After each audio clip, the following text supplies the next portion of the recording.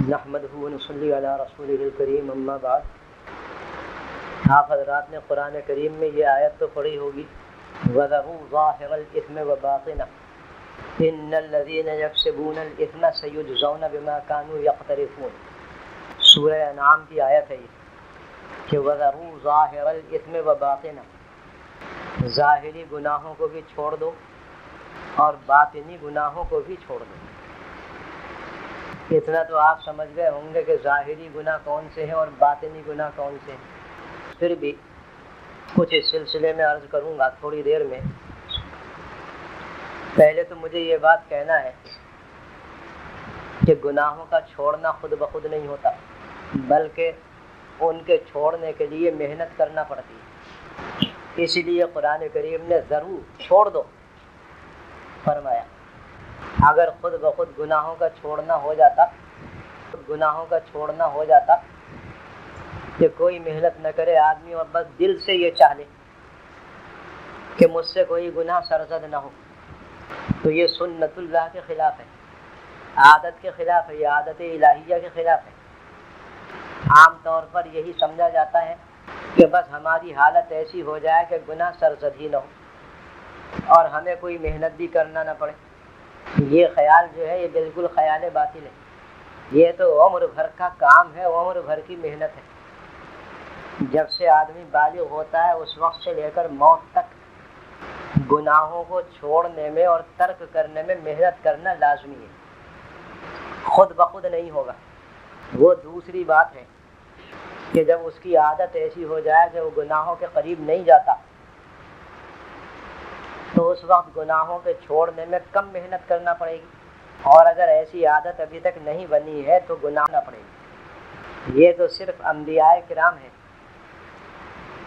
کہ اللہ تعالیٰ نے ان کو معصوم اور محفوظ رکھا ہے، ہر قسم کی خطیہ سے، گناہ سے محفوظ رکھا ہے۔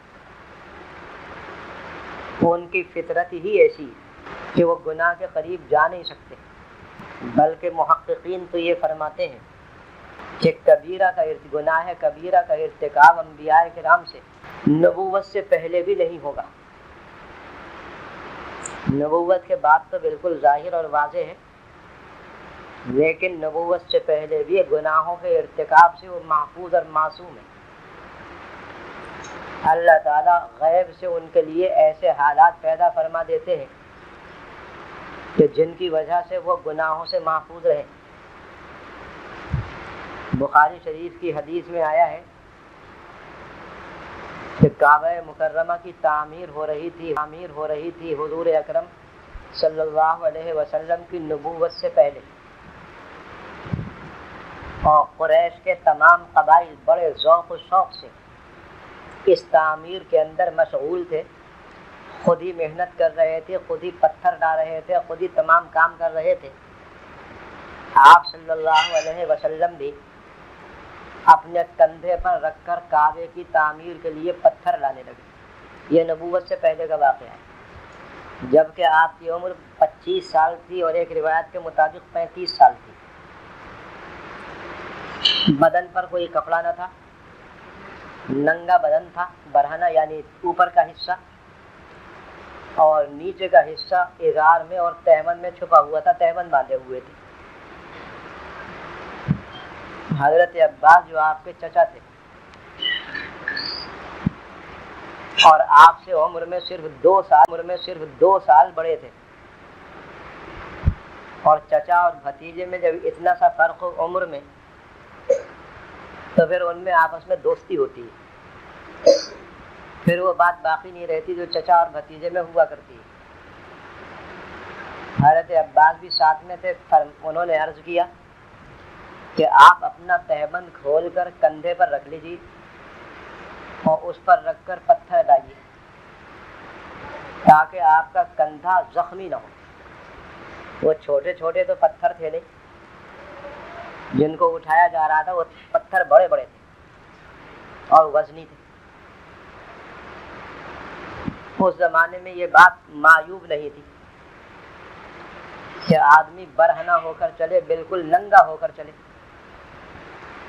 معیوب ہی نہیں بلکہ آپ کو تو معلوم ہے کہ بہت سے اہل عرب وہ بالکل برہنہ ہو کر الف ننگے ہو کر طواف کیا کرتے تھے، مرد ہو یا عورت بالکل برہنہ ہو جاتے تھے۔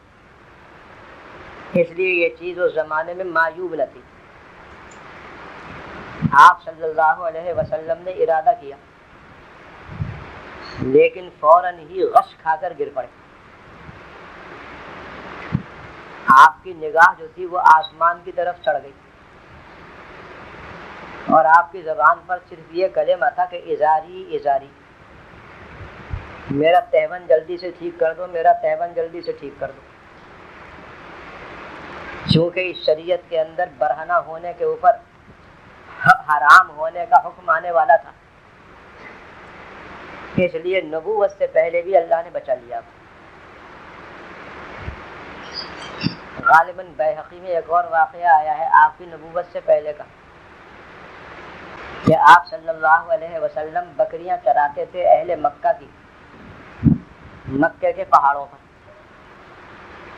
اور بکریاں چرانے کا ذکر تو صحیح حدیث میں ہے کہ آپ نے چرائی ہیں۔ اس زمانے میں جو چرواہے ہوتے تھے وہ راتوں کو اپنے جانور لے کر جنگل میں ہی پڑے رہتے تھے، شہر میں واپس نہیں لاتے تھے، کبھی کبھی لایا کرتے تھے۔ آپ بھی وہاں پر رات گزارتے تھے۔ ایک دن آپ کے دل میں کچھ شوق پیدا ہوا، آپ نے اپنے ایک ساتھی چرواہے سے کہا کہ تم میرے جانوروں کی ذرا نگرانی رکھنا اور دیکھ بھال رکھنا، آج رات میں ذرا تفریح کر کے آؤں گا مکے میں۔ تفریح کا پروگرام بنایا، اس نے وعدہ کر لیا ٹھیک ہے۔ چنانچہ آپ رات کو وہاں پہاڑوں سے اترے اور مکے میں داخل ہوئے۔ جیسے ہی مکے کی بستی میں داخل ہوئے تو ایک مکان نظر پڑا جہاں پر شادی تھی، نکاح تھا، اور وہاں پر گانے بجانے کھانے پینے کا انتظام تھا۔ آپ کے دل میں یہ بات آئی کہ آج رات یہیں پر گزار دوں اور جو کچھ گانا بجانا سیر تفریح ہے وہ یہیں پر ہو جائے گی رات میں۔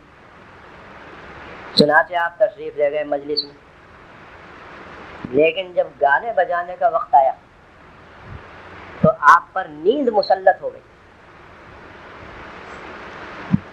بہت سخت قسم کی نیند، ثقیل نیند آپ پر مسلط ہو گئی۔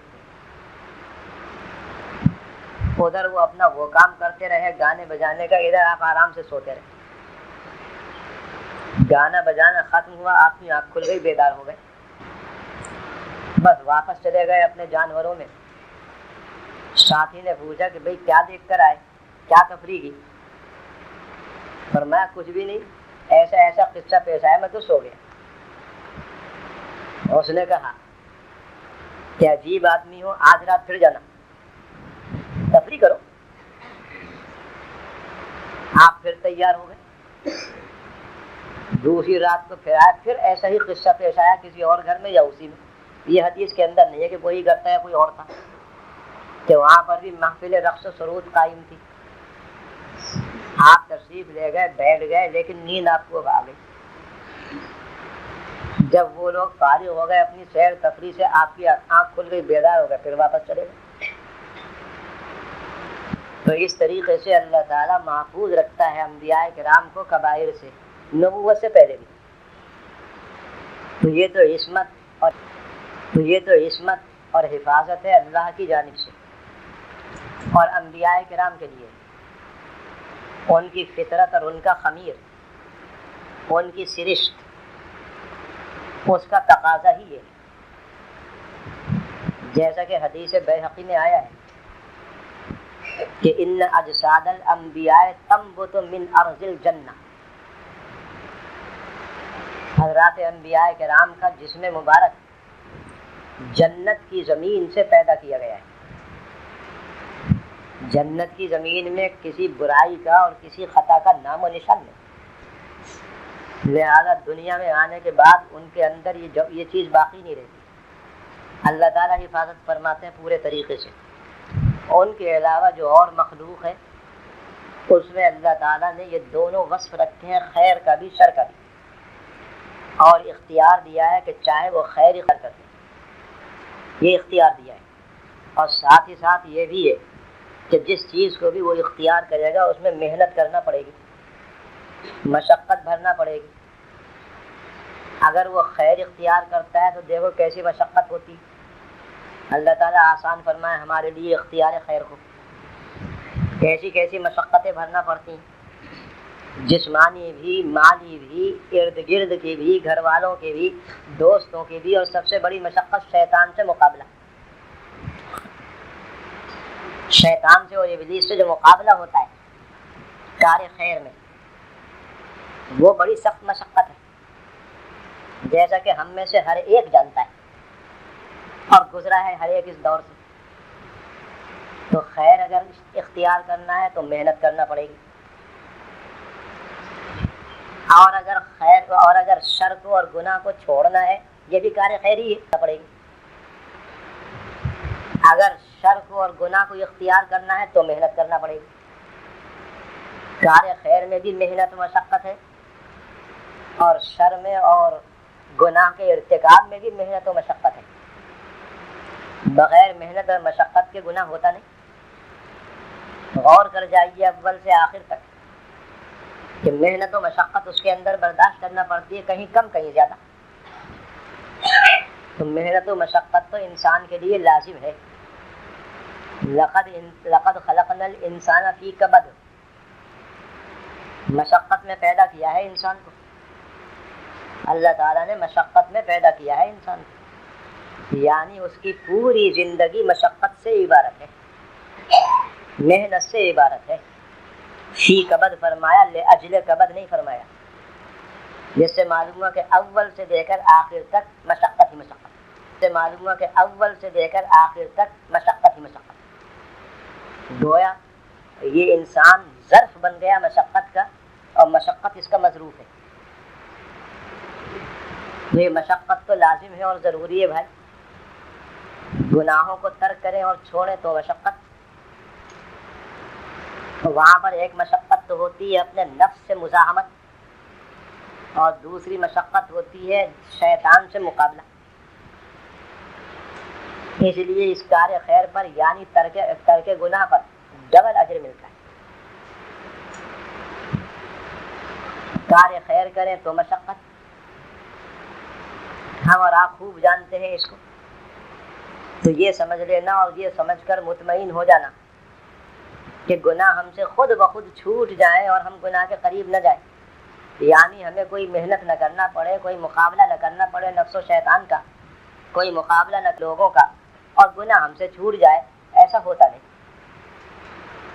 یہ بات ضرور ہے کہ آدمی گناہ چھوڑنے کا ارادہ کرتا ہے تو توفیق الہی شامل حال ہوتی ہے، اور اس گناہ کا چھوڑنا آسان بن جاتا ہے. جس طرح کار خیر کا ارادہ کرتا ہے، عبادت کا ارادہ کرتا ہے، تو توفیق الہی شامل حال ہوتی ہے اور آسان ہو جاتا ہے اس پر عمل کرنا. تو اتنا تو ضرور ہے اللہ کی جانب سے مدد آتی ہے. لا حول ولا قوت الا باللہ کے معنی آپ پڑھتے چلے آ رہے ہیں، نحمیر سے پڑھتے چلے آ رہے ہیں. لا حول ولا قوت الا باللہ یعنی نہ تو معصیت سے اور گناہوں سے بچنے کی طاقت، اور نہ عبادت اور اطاعت کی قوت ہمیں حاصل نہیں الا باللہ، صرف اللہ کی طرف سے ہے. تو یہ حقیقت ہے، مگر ارادہ ضرور کرنا پڑتا ہے، تھوڑے سے اسباب ضرور اختیار کرنا پڑتے ہیں، پھر توفیق الہی سامنے آتی. وہ قصہ تو بہت مشہور ہے، قرآن کریم میں بھی اس کا ذکر ہے، حضرت یوسف علیہ السلام کا، کہ جتنی ان کے اندر قوت تھی اور طاقت تھی، اتنے اسباب تھے، جتنے وسائل تھے، وہ انہوں نے اختیار کیے، اللہ نے بچا لی. ایسا نہیں ہے کہ یہاں سے میں کیسے نکلوں گا، چاروں طرف سے بند ہے، تالے لگے ہوئے، کیسے نکل کر بھاگوں گا یہاں سے. ایسا نہیں کیا، بلکہ بھاگے وہاں سے. یہ اپنے اختیار میں تھا، یہ سبب اپنے اختیار میں تھا بچنے کا. نصرت الہی سامنے آئی، دروازے کھل گئے. تو محنت تو کرنا پڑے گی، اس میں کوئی شک نہیں. بغیر محنت کے کچھ نہیں ہوتا. گناہوں سے بچنا چاہیں تو محنت کے بغیر کچھ نہیں ہوتا. عبادت و اطاعت اور کار خیر کرنا چاہیں تو محنت کے بغیر نہیں ہوگا، محنت کے بغیر نہیں ہوگا۔ اخلاص اگر موجود ہے تو تائید الہی آ جائے گی، اور یہ اللہ تعالیٰ کا قانون ہے اور سنت اللہ ہے کہ بندہ جب نیت کر لے، ارادہ کر لے اور اپنے موافق اسباب اختیار کر لے، تائید الہی سامنے آ جاتی ہے، عمل بھی آسان ہو جاتا ہے۔ ایک صاحب تھے، کافی عرصے کی بات ہے جب پاکستان بنا ہی بنا تھا، وہ رہتے تھے ایک بستی میں، بستی اچھی خاصی تھی۔ رات میں ان کو کسی نے دعوت کی، دور دراز کے علاقے میں، بیچ میں بالکل جنگل اور پہاڑ، ندی اور نالے، آدمی کا نام و نشان نہیں درمیان میں۔ پھر وہاں پر حشرات الارض کا بھی خوف، سانپ بچھو کا بھی خوف، درندوں کا بھی خوف۔ بہرحال وہ دعوت میں چلے گئے۔ جب وہاں پر کھانا کھا لیا تو ان صاحب کو معلوم ہوا کہ یہاں پر تو رقص و سرود کی محفل ہے، رات کو کافی دیر ہو چکی تھی، کیسے جائے؟ لیکن انہوں نے سوچ لیا کہ جتنا میرے اختیار میں ہے اتنا تو میں کروں گا، بعد میں اللہ مالک ہے، گناہوں سے بچے۔ کس طرح کہ وہاں سے نکلے، جنگل میں داخل ہوئے، اللہ کا نام لیتے ہوئے چل پڑے۔